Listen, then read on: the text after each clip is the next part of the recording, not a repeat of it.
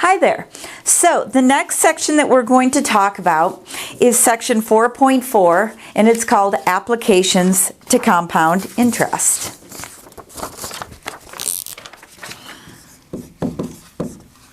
So we're talking about applications. Alrighty. Now, there's two main things we're going to discuss in this section.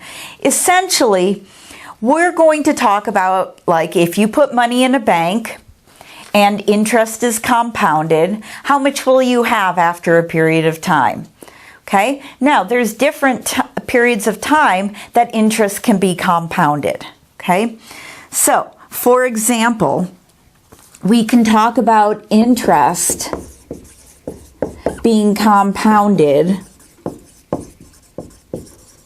say, annually. Well, annually means once a year. So the number of times per year your interest is compounded is 1. Okay? We could talk about semi-annually. That's twice a year, so N would be 2. We can talk about interest being compounded monthly. In that case, N is equal to 12.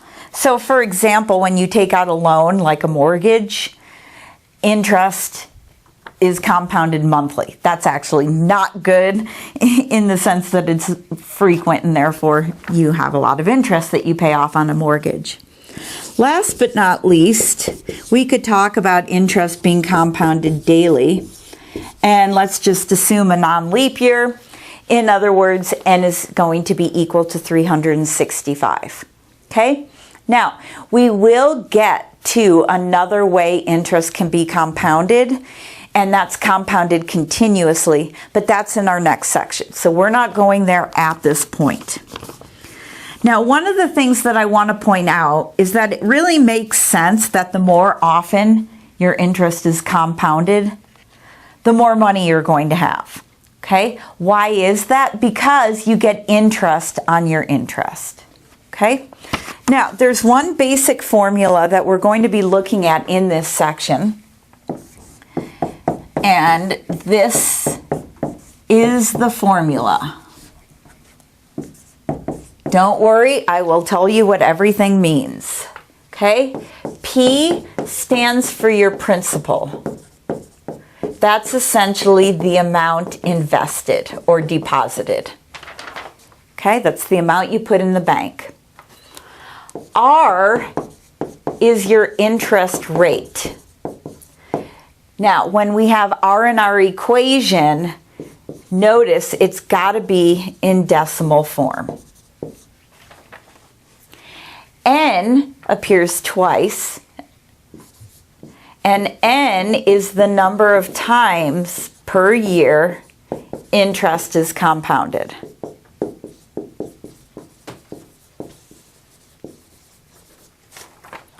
That's what we just went through. T represents the number of years that you have your investment. Okay? This information must be given to you. Now, what is A? A is the amount after time T. Okay, that's the amount of money you have in your bank. All right, we will be playing with this formula in a moment, but what I would like to do prior to that is one other quick topic which is quite important. There's a difference between nominal interest versus what we call effective interest. Don't worry, I'll give you a formula for computing the effective interest, and on any test I will have that formula there, so I don't want you to worry about memorizing that. Okay?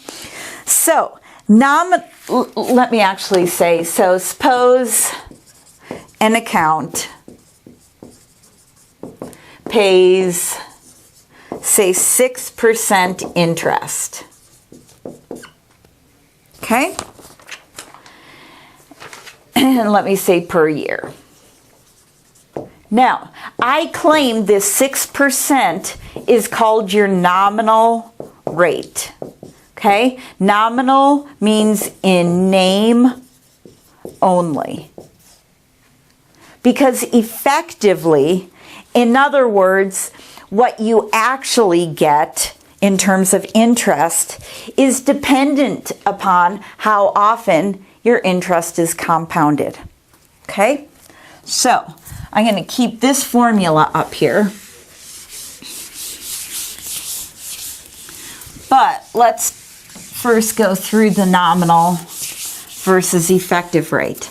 So, if an account pays 6% interest per year, that number given is precisely your nominal rate.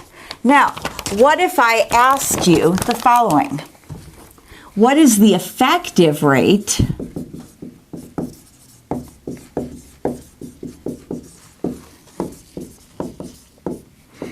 if your interest is compounded?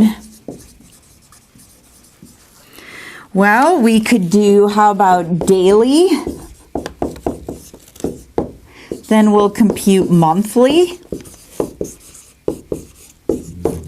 And then we'll compute just annually or yearly. And again, you're going to see that the numbers that we get out are going to be different. And we'll see that essentially our effective interest rate is greater the more often our interest is compounded. Okay? So, prior to going through and doing those computations, let me give you the formula. So, if ever you're asked to find the effective rate, here's what you're going to do. So, if P% is your nominal interest rate,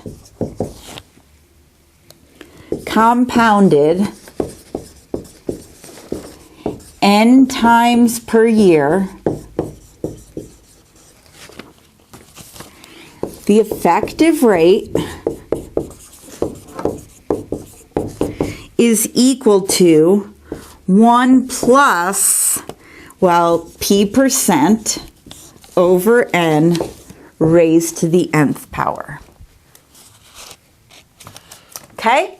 So, for example, let's take that 6% interest over there and let's compute our effective rate for each of these scenarios. All right, well, if interest is compounded daily, then N is equal to 365. So what we'll compute is 1 plus 0.06, do not forget to put that in decimal form, over 365 raised to the 365th power. Okay? And if we go and compute that, what we're going to get here is 1.06183. Okay? What does that tell us? Well, the 1 is a given. What that tells us is move your decimal point 2 places over. Even though they advertise the interest rate to be 6%, the effective rate, if interest is compounded daily, is actually 6.183%. All right, let's do monthly now. It's going to be very much the same computation, but now, since it's compounded monthly, we look at 1 plus 0.06 divided by 12, and then we raise that to the 12th power. And if we compute that, we will see we get 1.0617. Well, let's go out one more place. 168. So again, here we would get 6.168% as our effective interest. Notice This is slightly smaller than this, but that makes sense because the more often interest is compounded, you get interest on your interest, and therefore your effective rate is going to be higher. Now, we can all probably guess what's going to happen if it's just once a year, right? You get 1 plus 0.06 over 1 raised to the first power. So we end up with 1.06. In other words, the time that your nominal interest rate is the same as your effective interest rate is when it's just compounded annually. Okay? So let's just practice one more example of finding our effective rate, and then we're going to play a bit with our main formula. Okay? So now let's assume that a bank pays a nominal interest rate of 1.3%. Even that's really high for this day and age. Okay? And what we want to know is, what is the effective rate?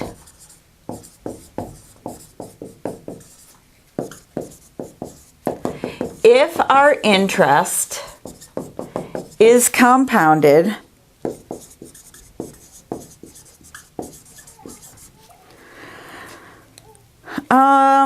okay, this problem asks two things: annually and then monthly. Well, we just went through the annually, right?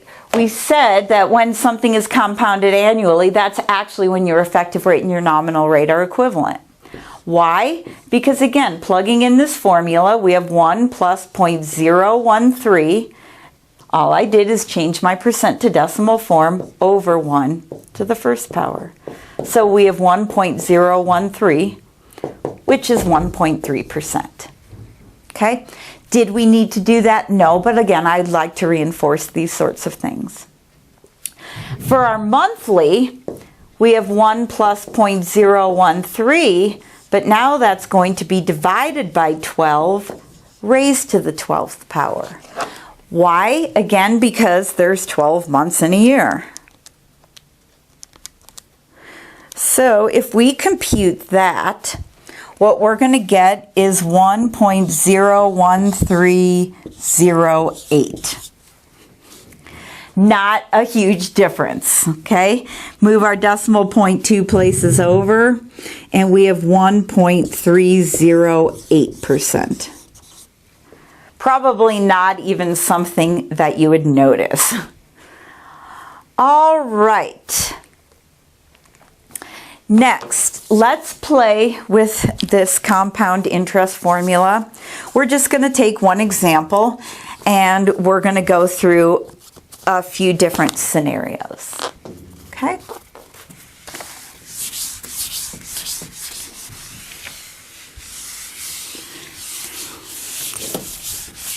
The effective rate is something that's actually really quite important to look at if you're putting money into an account, because you want to figure what you're going to actually get or effectively get, as opposed to what the name is just in and of itself.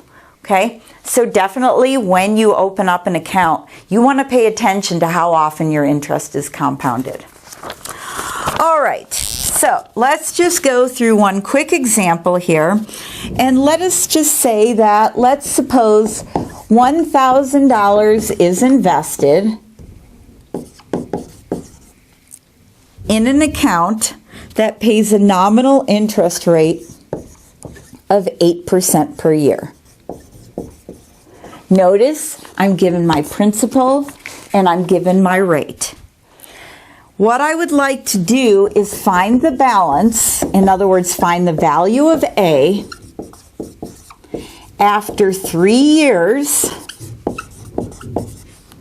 if interest is compounded.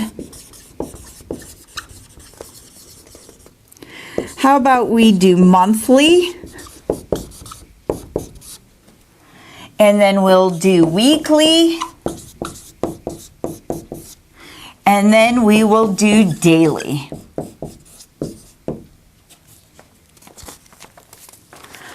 Alrighty.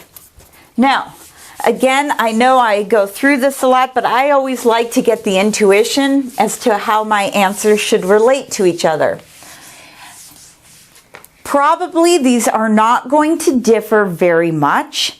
However, we can expect the balance to be the greatest when interest is compounded daily, and then weekly would be the second highest, and then monthly, okay, would be the least of these three. So let's actually compute these. So first we'll do our monthly. Notice the only thing changing in each of my setups here are my value of n. So for monthly, we're looking for the amount. Okay, that equals P, which is 1,000. And then that's times 1 plus, well, my rate is 0.08 divided by n. Well, if it's monthly, n is 12. And that's raised to the 12 times third power. Why times 3? Because this is for 3 years. Okay? So, in case you care what the answer is, we can definitely compute that. At the end of 3 years, you will have $1,270.24.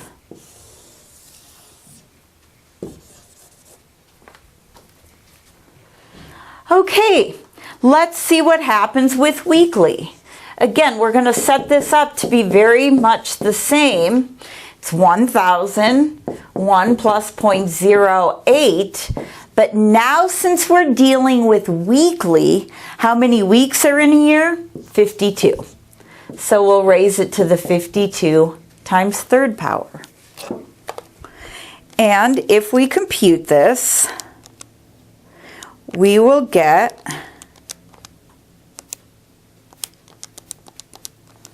the following: $1,271.01. So not even $1 more. All right, last but not least, let's compute the daily. Again, all of this is the same, except now my n is 365. And let's compute that.